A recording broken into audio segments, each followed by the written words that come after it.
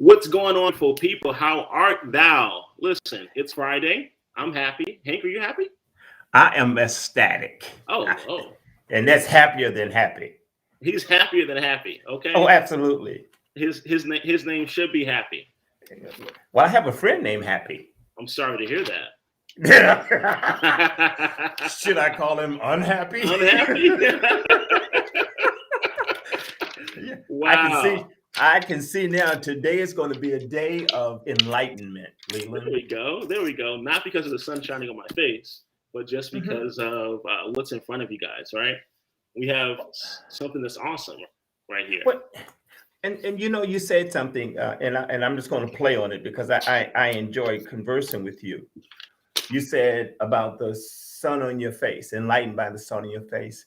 Have you heard the expression in years past, people cannot see the forest for the trees? Oh, yeah, absolutely. And if a tree falls and no one's there to hear it, doesn't fall. but it still makes a noise. Yeah, there we go. It still makes a noise. But I say that because if we are not careful, I think if we're not careful, we will get lost in the noise bucket. Oh. Mm-hmm. There are so many things that are going on that affects a person's daily life, regardless of where you are. There are things that are going on that impact you, and you may not be aware, but you may be aware that it's going on, but you haven't pumped the brakes to determine how it will impact you. Wow. Not if. How? When? Yeah. When and how?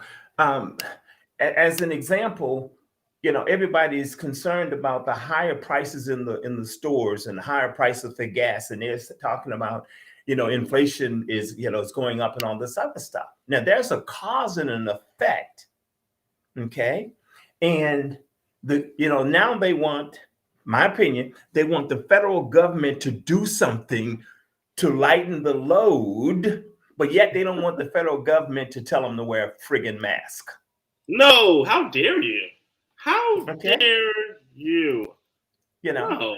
And it's crazy. And I was listening to something last week, and we're gonna get to financially how all of this impacts. If you've been listening to the news, it's talking about all of the ships that are backlogged at the ports, be it Long Beach, be it Savannah, be it LA, and et cetera. And it's talking about all of this logistics nightmare. And part of the logistics nightmare is a result of COVID-19. Is it? But oh yes. Because again, people couldn't do this and couldn't do that. And, there was nobody to do this, that, and the other. And people leaving and no more truck drivers, all of that stuff because of COVID. Interesting. But the point I wanted to make is what I read and what I heard was that there's a port in Oakland, California, that has capacity to unload vessels within 24 to 48 hours and have them back on their way out. But the brilliant logisticians, the large logistics companies, got upset with Oakland some time ago because Oakland had a longshoreman's problem, a workers' problem. So to penalize Oakland, they're not sending any vessels to Oakland, or very, very few vessels to Oakland. So they would rather have vessels to stay at a port where they can't get to the docks for weeks than to send a couple vessels to Oakland. Now, how much sense does that make? Making sense to someone politically, I'll tell you. And I wonder how they get money for that port, And it's interesting how they, again, they use the word politics as mean government. And for the most part, government doesn't have a lot to say about who ships what where. The government's responsibility in concert with whatever that locality is to make certain that the docks are safe, that the water is deep enough to handle the vessels that come in. But you would think whomever that owns the dock would take care of all of that themselves. But no, that's where the federal government comes in with the Department of Engineers to make certain that everything is safe for us. Okay. You gotta make sure it's safe. I mean, yeah. Absolutely. And then people want the federal government to ensure that working conditions and workplaces are safe, right? And right now, one of the ways to make certain that the workplace is safe is to ask people to wear a 4-letter word, an item that's a 4-letter word. 4-letter word. Does it start with an F? No. No. Okay. I'm stumped. I have no idea what this 4-letter word is. Does it have anything to do with? Oh, mask. Mask. Yeah. That's taboo. That might be the taboo word of 2021. Oh, absolutely. However, you and I are entitled to have a safe work environment if we work for somebody. Okay. Okay. If I don't want to take a shot, okay, that's fine. That's my prerogative. However, for me to work, I need to be able to do something else. There's some concessions in life that everybody must make if they want to be part of the herd, so to speak. Okay. Herd. All right. Herd. So I just say that to say there's a ripple effect, and ultimately the person who pays the real price for all of that dysfunction is the person who cannot afford, who does not have financial options. Wow. True that? I mean, yeah, unfortunately that happens so often, And it happens, and the to-do is aware of the to can't, but there's a certain air of indifference. Or we're going to talk about this now, because I told people at the onset, we'll make a circle. The basic topic that we're talking about here is how someone basically shelters his money, protects his family through gimmicks that are legal. All right. Okay. Yeah. But are they, and they may be ethical, but are they socially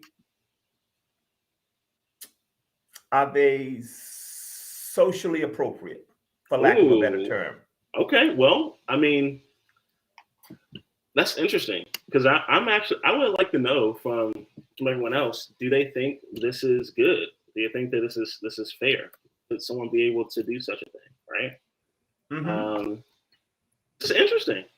I would love to know from those watching, do you think this is fair? Well, first off, Hank, explain to those who are watching, what the heck are they watching anyway? Like, what are you yeah, could you scroll it up a little bit, because right now I just see a guy's face with sunglasses, and it doesn't. Oh yeah, he's cool. He's cool. Okay. There you go. Down a little bit. There you are.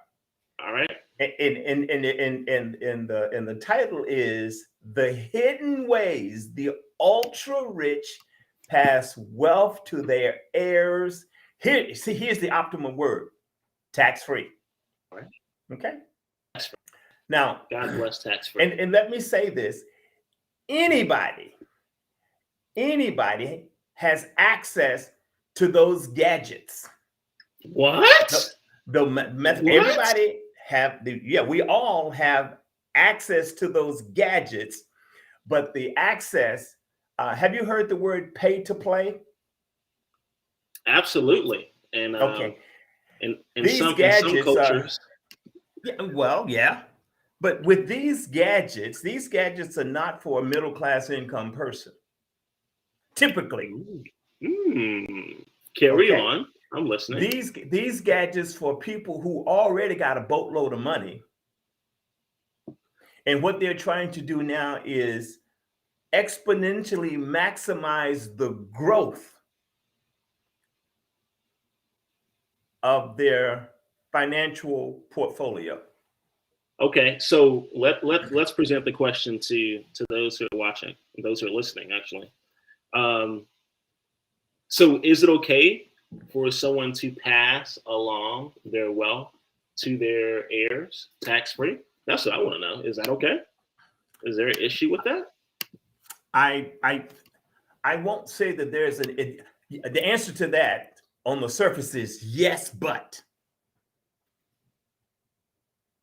I think that we all have a social responsibility, because biblically it says, to whom much is given, much is required. Okay. Now the guy we're talking about here has set up something called a family office or a trust, and all of the resources are the machination of the growth is confined to the trust. And trusts have certain rights, but it also has certain responsibilities. So with those rights, there are loopholes that the ultra rich use for tax avoidance. Avoidance, huh? Avoidance. Okay, there are ways to get out of paying taxes legally. And over the years, the federal government has tried, when they found that there was a loophole in the law, they would close the loophole. But Leland, I have found over the last few years that who, for the most part, participates in the writing of the law that affects the masses. I'm listening. Oh, that was a question. Do you who does it? Do you know who? I mean, well, the history books say, caring individuals who, care for people and they want the best for everyone. I think that's what the history books say. Yeah. Yeah. Okay. And I would agree with that in theory. Oh, okay. But typically, congressional staffers, be they on the side of the House or in the Senate, are the ones who are going out and writing the language, the tweaking. But now, then, why is that? Why is that, Hank? Because the congressmen, many of them don't know shit from Shinola. Yeah, that's true. I used to work for a congressman, and I've met other. Yeah. And they're in an influential place, and they've got staff, which is, I've been an exec. I had staff. I mean, that did everything. They even brought me coffee. That's. But the point I'm making is that Congress, in relationships or in concert with lobbyists, and there's this place called K Street in Washington, D.C., where the big lobbyists live, help to write the language that goes into the regulations that get published or get approved and published that the rest of us, that everybody should live by. You have to abide by the law of the land, right? Yes, but if I write in this 1,500 page document, the law. Yes. If I slide in a somewhat innocuous line that allows the uber, they call it the ultra rich, to take advantage of, because they've got smart accountants, they've got smart attorneys. Someone asked, is it wrong? Yes or no? Um, I'll get to that question. Okay. So then we've got people who are writing the law, and they're writing the law with loopholes that the person who's actually paying them can take advantage of. Well, I guess Okay. that. Is that a conflict? I don't know. If my employer pays me for for a task and I perform that task, I feel like I'm kind of obligated to make that work. Then I'm gonna go to the extreme. So your employer pays you to kill me. That's the task. That's correct, and it could be the Army, for example. It could be the Navy. Just depends on. It could be, and I'm not saying that it's wrong, but I'm saying that it's wrong. I'm saying wrong that if the law says that everyone should pay his or her fair share of whatever it is, then just because you have the ability, the capacity to pay smart people to help you to game the system, then is it a moral issue, an ethical issue, an integrity issue, or a character issue? Well, okay, I would say this. Mm-hmm. Isn't it? Isn't it fair share? Help me with that one, because okay, because the Bible says I don't want you to give. I want you to. He says not equal giving, but equal sacrifice. Okay. Okay. Right. Yeah. Okay.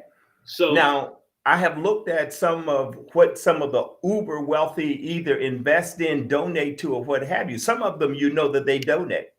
Oh, absolutely. But the Bible talks about tithing, and these people, these are Bible toting folk. And I know I'm going to be stepping on some toes here, but these are some Bible toting folk that says if you believe in the Bible, it talks about tithing.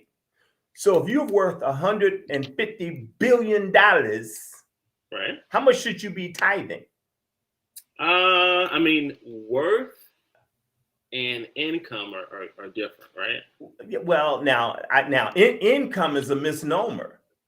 I will call it, because see, that's one of the perils of the process. Yeah, because absolutely. The uber rich will pay themselves $100,000 in income or salary, and then get something called a contribution every week or every month. That's millions and millions of dollars. That's correct. Should that be considered part of the tithing process? Yeah, on that. Okay, let's paint it a little better for those listening. So for example, Jeff Bezos' salary is $80,000. Therefore, that's his active income, and therefore he's taxed based on that active income. Game in the system, but go ahead. So therefore, my donations and everything else will be based on that active income. Game in the system, go ahead. So is that wrong? Yes or no? As the owner, he can pay himself anything he wants to, but he's paying himself $100,000 or $80,000 so that his income taxes is only on $100,000. So that's people correct. Get all up in the air about, well, gee whiz, he should pay more than that. And they go like, well, no. My income is only X. Yeah. As your example, only $80,000, and I'm paying income tax on $80,000. But his earnings are in the billions per year. Yeah, that earnings. For the most part, he's not taxed on.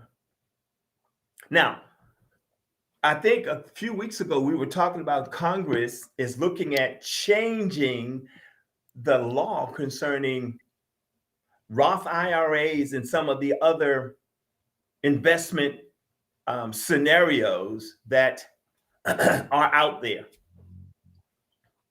Which now, I think is wrong, by the way. I personally think that's ludicrous.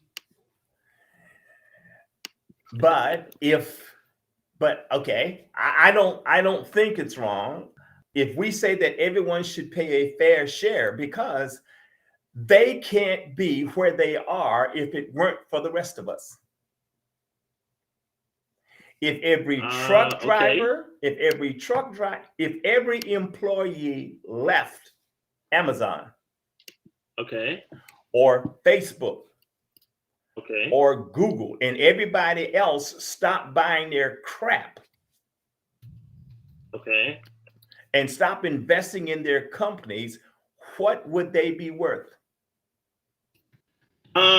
So I guess we could argue zero, but to be fair, if everyone for Amazon were to quit today, then there's a certain population that would basically fill those jobs.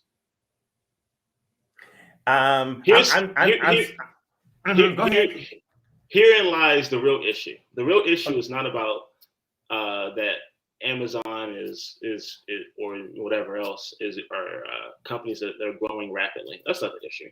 The real issue is, what is it that people are willing to exchange for what they perceive as value? The moment that someone logs on an Amazon in their app and they choose willingly to pay for a service, they have agreed that it was worth that exchange of the dollar. So that is their actual that is their actual participation. If they find no value in that thing, then use a different service. They don't do it. Yeah. And again, I think that's an individual's right to choose. I understand that. But if the fine print says that doing business as a, you should, these are the boxes that you should check. Starting out, you check the boxes, but then all of a sudden you get smart because you're in this exclusive club and it says, hey, listen, let me show you how to avoid taxes. Technically, if we can be honest, the government or the IRS tells you how you can avoid taxes. It does, but do you think that the people who are sitting around the table trying to decide what changes need to be drafted, written, enacted to close some of the loopholes, do you think in good conscience they're going to do that? And if not, why not? And if so, why so? To close loopholes? Yeah. So, okay. So just so that we're on the same page, and those who are listening, feel free to go ahead and put more of your questions and comments there. Just so we're on the same page, if someone is offering employment to, let's say, 1,000 people, in which they are going to benefit and strengthen 1,000 different mini micro economies, right? We want to devalue that and say that they're not doing enough. No, that's not what I'm saying. Okay. I'm saying have you heard the expression, it's the law, but it's not right?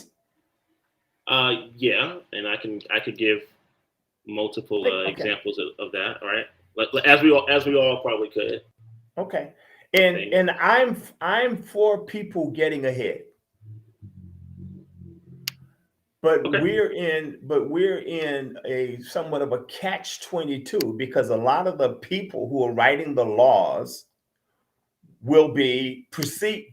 The perception is that they will be negatively impacted by the laws that they're about to write. Therefore, changes that readily should be made for one, normalcy, and for equity, I won't say equality, for equity, don't get enacted. Or if they get enacted, they've been jimmy-rigged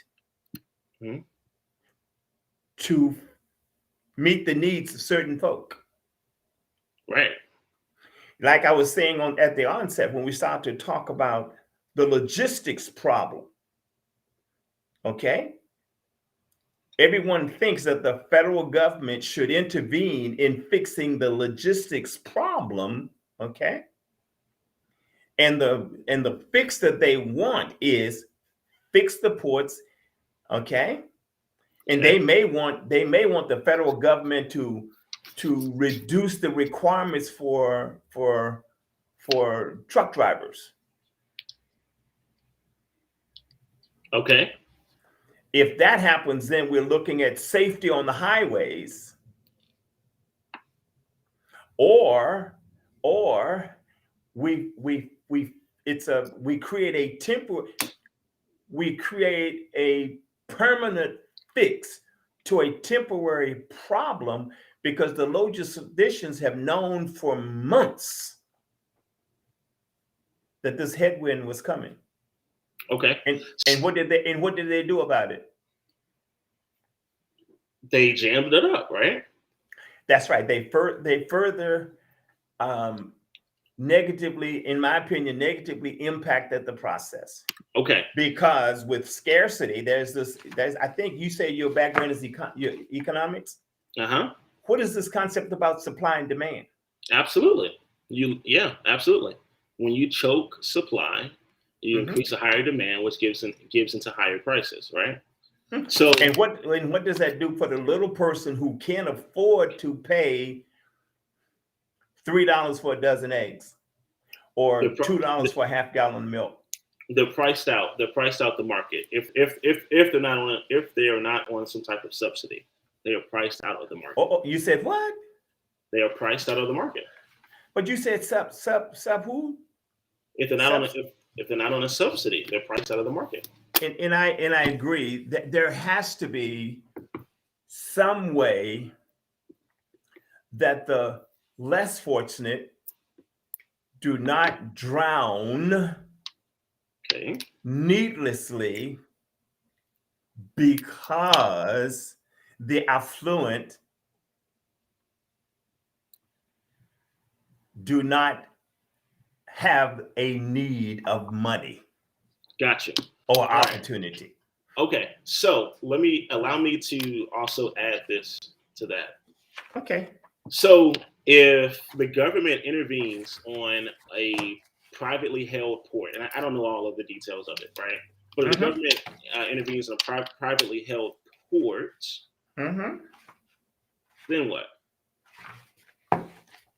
Will they just regulate how that takes place? I don't know the answer. However, here's a thought. If the government doesn't help the independently owned port, it's now at a disadvantage, a further disadvantage, because the other ports, will be able to more efficiently operate, because they're going to be getting money as well. Right.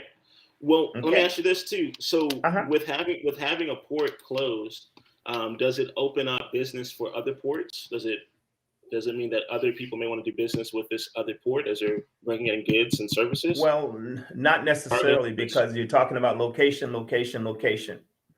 There are certain ports that allow products to get across the U.S. more timely. Okay. Because we're relying on vessels, and we're relying on trucks more so than trains to get stuff across. And the private ports may complain that they are now working at a marked disadvantage because your port is being subsidized by the federal government. It is enhancing the facility. Okay. Mm-hmm. Okay. So, but before I go into the port thing, which one is it's privately owned and someone's choosing not to perform, right? Before I go into that, I don't want to go too far off of the main subject, which is someone or groups of individuals using the tax code for their benefit. Okay. Now, I want people to really, really think about this. All right. Because in America, we easily villainize people that obtain pinnacles of capitalism. Mm-hmm. And yet, individually, many Americans strive Absolutely. for the same thing. Absolutely. Okay. I agree. Now, here's the thing. This reminds me of a conversation that I had with a guy who, he said, "Hey, at least, he said, Leland, my issue with African Americans is that there's just so many African Americans on assistance, and that's killing our economy." And I said to him, Wow. "So what?" I said, "You're being fed media propaganda, because if African Americans are 10 or 12% of the population, whatever, and if supposedly 50% of African Americans are on assistance, let's pretend that it was 100% African Americans on assistance. That 10 or 12% isn't enough to give that big of a deficit in the United States economy." And here's what I'm saying with this. Bezos or Phil Knight choosing to pass their wealth on to their heirs. That's not enough money to put or take out the United States from its current deficit. I agree. Because that's not the problem. It's a smokescreen. Never was the problem. That's like saying that if they get, and by the way, guys, when they're talking, when Forbes is listing someone's net worth, that doesn't mean that that's how much money someone has in a bank account. That's net worth. That's net worth. So, for example, if the net worth is $5 billion, that means that they were to liquid, and this is under a perfect market where people would pay top dollar for every single asset on the balance sheet. That they're saying that it will be worth $5 billion. If it was an actual fire sale, someone was forced to sell all their assets, no one's going to pay top dollar for every asset on a fire sale. So if that was the actual case, they might pay 20 cents on the dollar, just FYI, because that's how fire sales work. So even if that was the case, the $5 billion that someone has, 50 billion, 5 trillion, it's still not enough to bring the country out of a deficit. That's true. So in what case are we actually talking about? Because also, with this being said, the views and routes that are utilized, quote unquote, that as you say here, as we see here with the headline, the hidden ways the ultra rich pass wealth to their heirs tax free. Okay. Well, you know what? Bob, who is in middle class America, could use the exact same tactics. Or Hank could use the exact same tactics. Or Leland could use the exact same tactics. Absolutely. So then, America, why be upset? Because the tactics are there. And actually, you're right, opportunity. But here's the deal. I think, Leland, that a lot of people don't start the process of peeling back the layers of the onion because, one, they're waiting for somebody else to solve the problem for them, or two, they have a fear of a better opportunity, a better offer, or they're looking for something that they fear missing out. Fear of missing out. Fear of missing out is, I don't know, Hank. Fear is fear, right? Fear is fake, but danger is real. I think I heard that from fear. Will Smith movie. Fear. It's called false expectations appearing real. Fear. To me, fear is something that will harm you, that could hurt you, that could kill you. I'm fearful of those things. But if we are afraid to start investing, if we are afraid to participate in the employer retirement account or plan, or their 401k plan, or if we're afraid or what have you to start saving for that rainy day, then shame on us. Because I agree, opportunities are there for all of us to at least start the process for betterment. Okay. And I know people might say, well, but he was talking about this type. Listen, people, I'm trying to get your attention to get you to start to think about your own plight in life.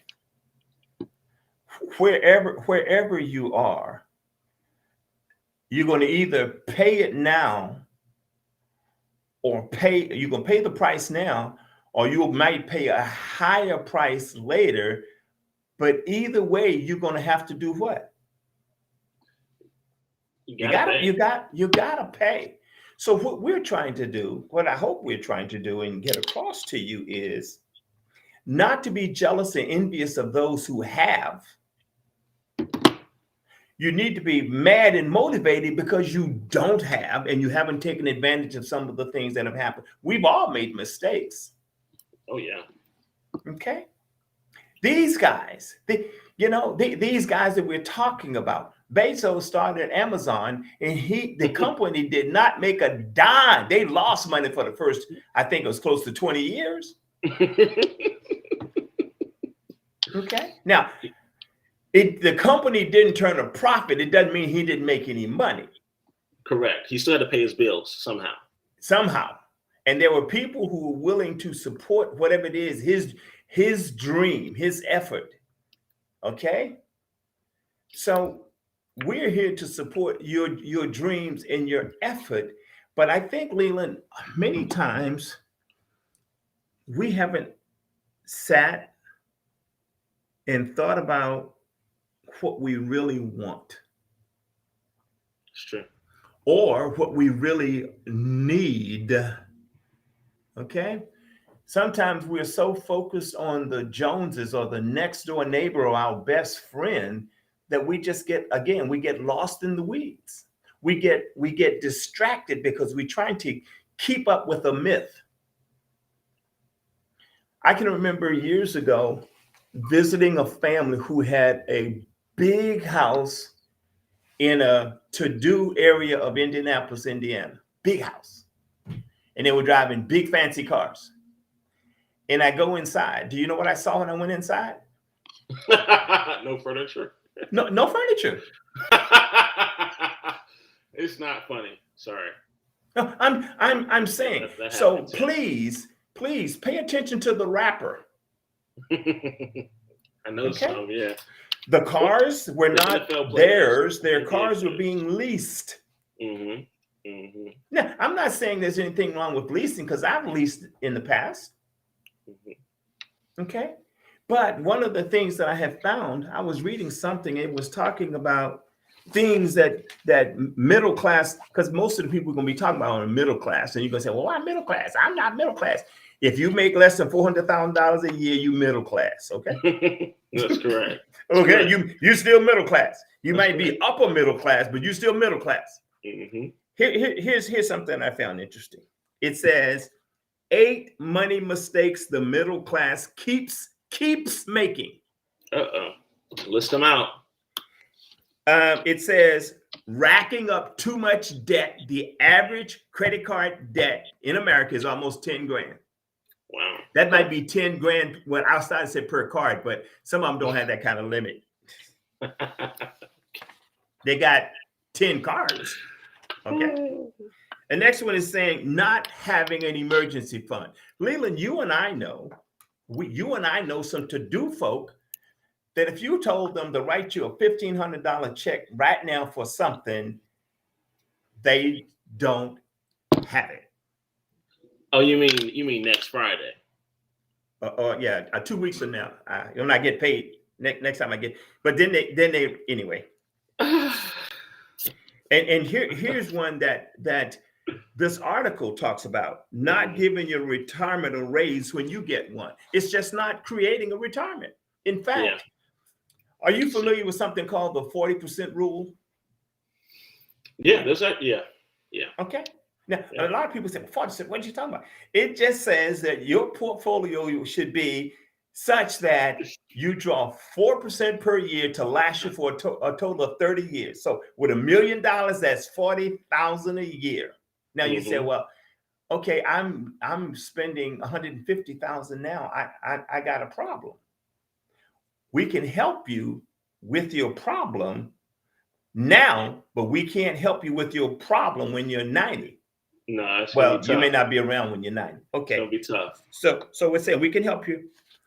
Another one is relying entirely on a 401k plan when there are limits on how much you can put in and how much you can take out. Wait a second, Hank. Wait a minute. But my employer tells me that as long as I put in the minimum for my max, I'm gonna be fine. So they can match me, you know? I'm gonna be fine. As long as I put in my minimum, that they'll match me, you know, my 3%. Are you telling me that I'm depending on that way too much? Of course, because if you run the numbers, when you run the numbers, wait, the numbers. You might be, you got to run the numbers. If you my numbers are matched. I know, but if you only put aside $100 a month, okay, that means that they're matching it. So that's $200 a month. That is $2,400 a year. Yeah. 30 years. How much money you got?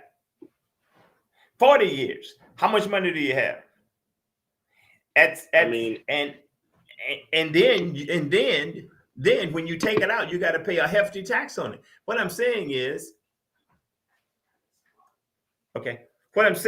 that relying just on that, or social insecurity, the average Social Security payment is less than $2,000. I think it's $1,500 a month.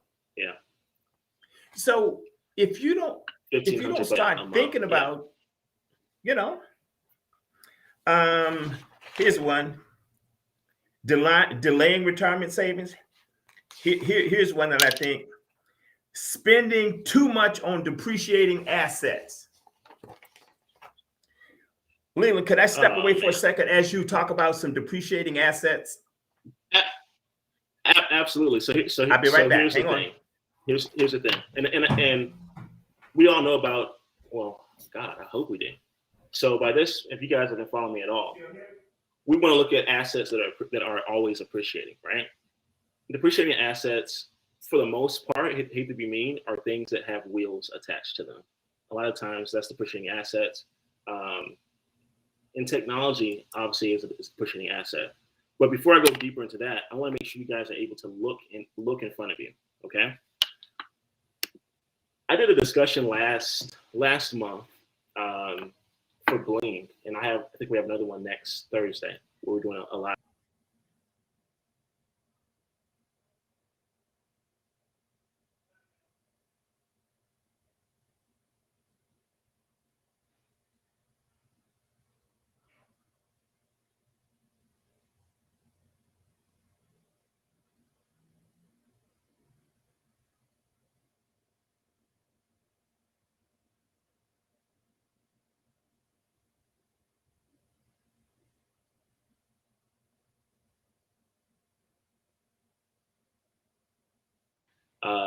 Shares of worth of Nike, and then owns different business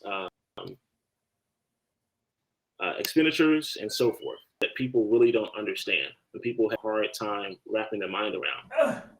They said to me last time, like, "Hey, a trust?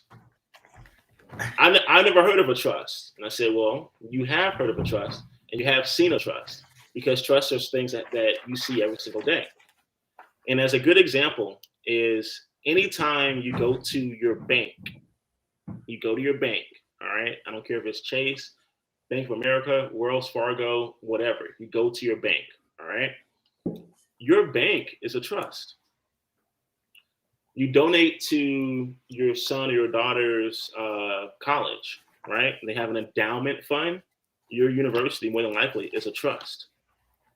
You go to file an eviction on a tenant, and you happen to see the trustee of that county or of that township, guess what? It's a trust.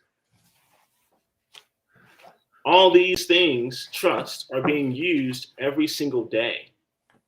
But yet people depend on things like, the LLC, blah, blah. Listen, the trust has benefits greater than what's advertised. As a matter of fact, if someone chose to read or do any research about quote unquote colonialism or even founding fathers, when they came here and they took land and all that stuff, they put those assets into trust. Okay.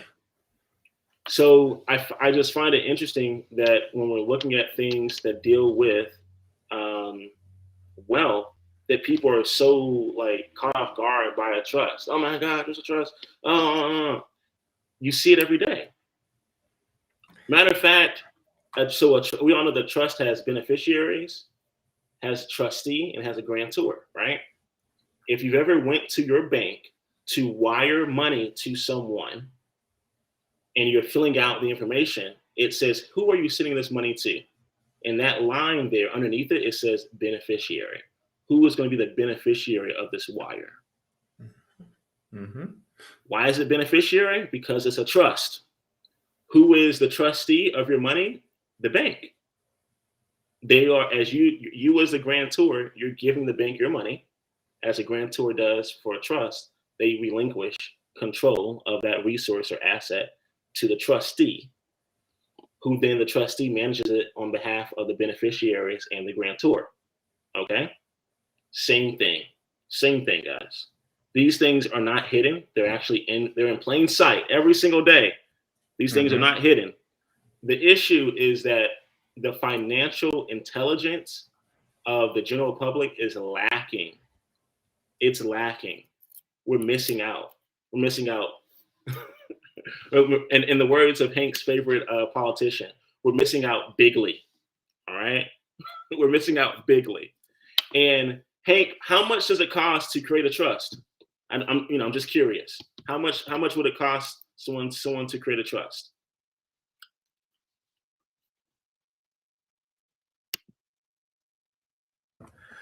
Excuse me. Less than $1,000. Less than $1,000, guys. Seriously. Now, could you pay a top attorney to create one? Absolutely.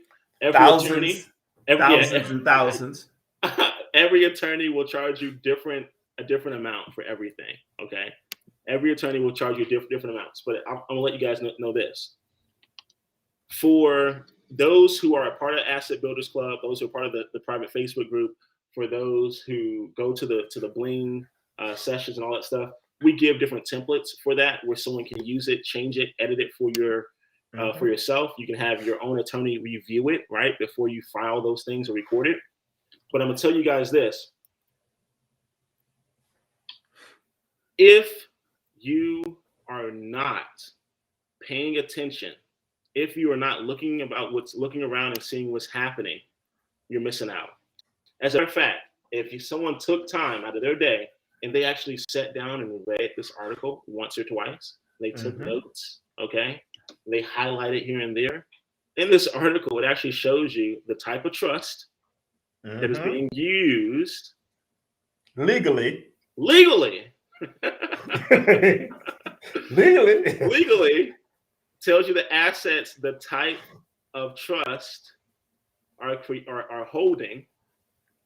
It even they're giving you step by step right here. Step one. Yeah, they even talk about the family office. Yeah, step 2, step 3, okay, step 4. I mean, so at this point, really, guys, you know what? Honestly, if you're not taking advantage of what's in front of your eyes, shame on you. And your children, your descendants, your heirs will look back and say, "Dang, what an asshole! This guy didn't even take advantage of what was in front of him." Leland. Yes, sir. I'm gonna switch gears in a sense, because sometimes in my exuberance and my enthusiasm, I think people might think I'm BSing. Really? Yeah. Okay. They probably think that this guy's full of crap.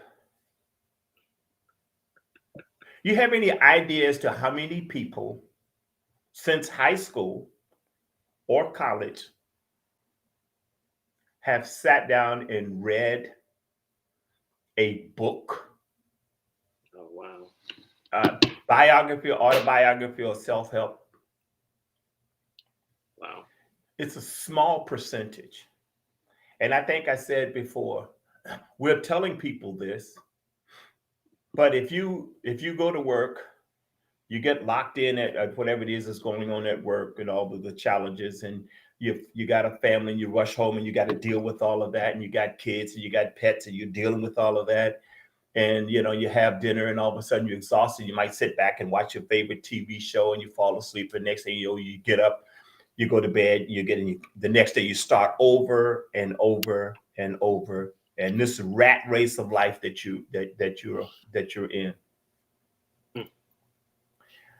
If you don't push pause, back up and ask yourself, what is it that not what do you want? How do you want to live? Because I can remember years ago, I would ask people, how much money, we talked about this briefly last week. How much money do you think would be, a good salary for you? And do you know what figure most people right out of the chute say is a good amount of money? Tell me. I want to know. 100 grand. Really? Mm-hmm.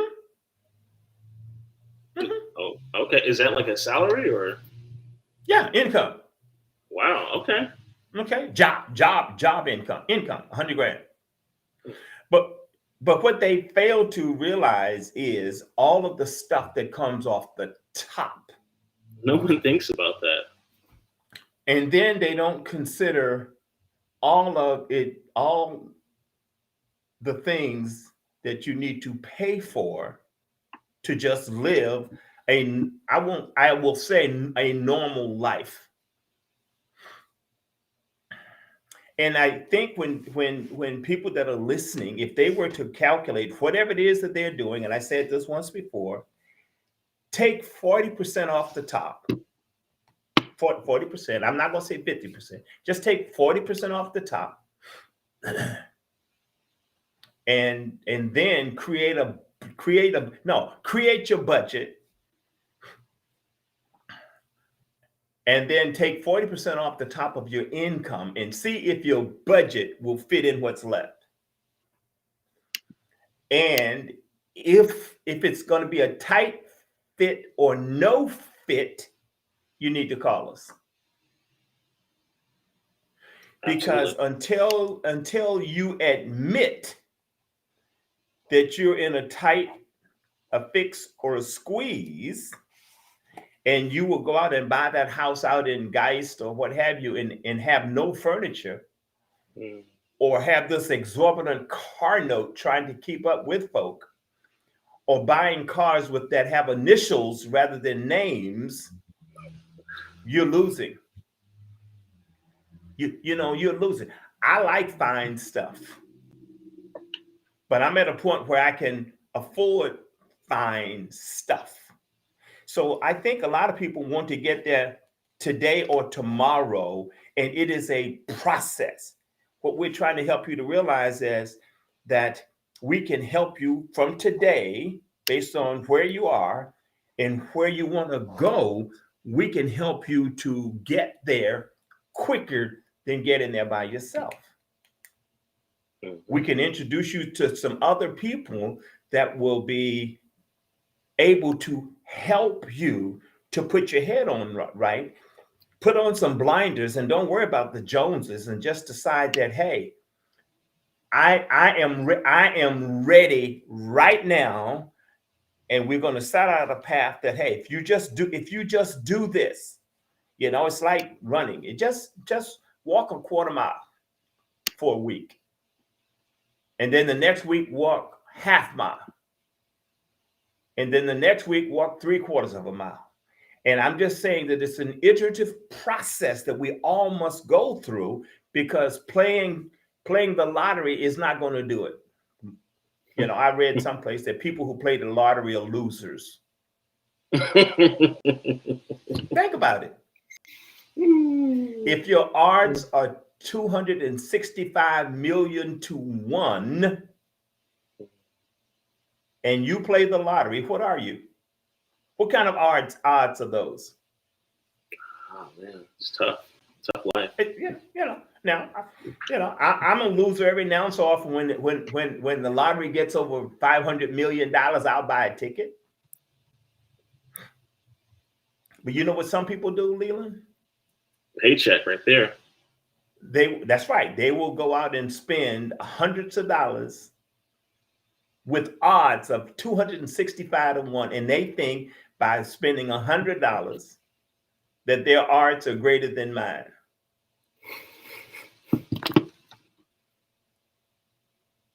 So we're just saying, we're not, I'm not trying to admonish anybody. I've been where a lot of people are. It's the idea that at some point, you've got to decide that getting by is not the answer. Right. That waiting for a better offer is not the answer. Trying to hanging with your partners ain't the answer. You've got to decide that something is enough and then go from there. And I believe that we can make we can make a difference. Okay. Leland and I know that there are some people who are just in a situation where they need help. Yeah. They're either infirmed or they're disabled. They need help, and they truly are wards of the state. Yeah.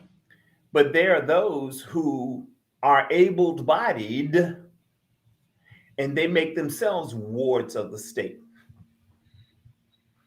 Yeah.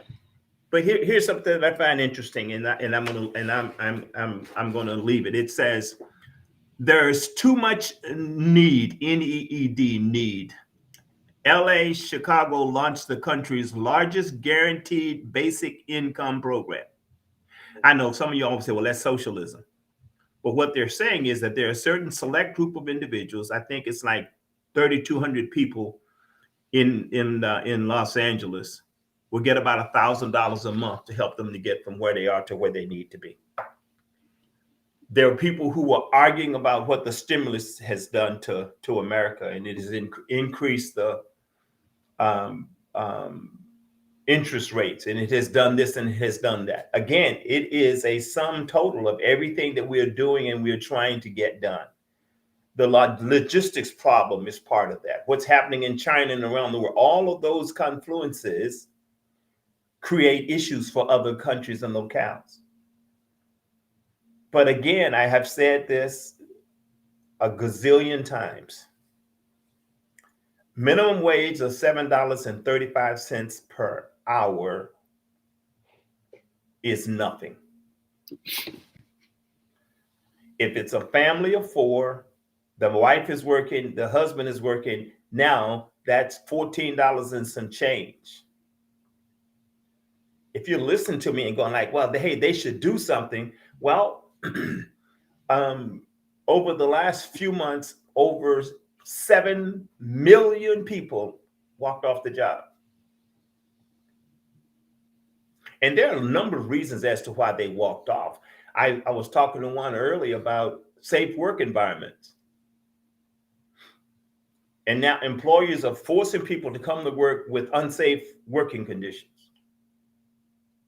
And then if you don't go, now you're fired. If you're fired, then you can't draw unemployment. So we have created all of these hurdles, and well-intended hurdles, but these are hurdles that some people cannot overcome. So what should happen to those individuals? That's a rhetorical question.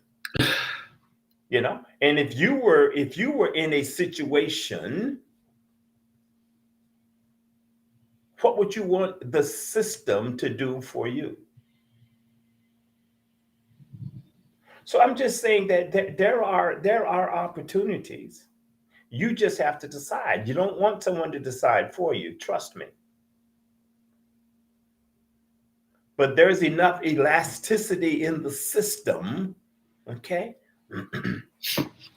to help you to go from 50,000 to 100,000, from 100,000 to 200,000, from 200,000 to 400,000. And you do not have to have initials behind your name to get there. That's correct. You do not. Okay. As a matter of fact, it'll be easier. Thank you so much. So that's all I want to be able to say is that, hey, and again, I hope you realize that I'm no longer laughing, because I think these are serious times for people, and you just have to get out of your own way and say, I will until. Because if you've got young kids around, they're watching you. They're modeling and mimicking everything that you do, how you treat one another, how you interact with others. They are watching all of that. And however you're treating them, remember, one day you may need them and they're going to say, Dad, remember when? Or Mom, remember when? Or no, Mom, no, Dad, I can't do it. Well, no, I don't have time. You didn't have time for me. I don't have time for you. And I left corporate America in 2003. I stopped chasing the Joneses and created an environment for my family. And people thought I was crazy. They still think I'm crazy, but I am free. So my question to you is, and I'm going to shut up. What price are you willing to pay for your freedom and the freedom of your loved ones?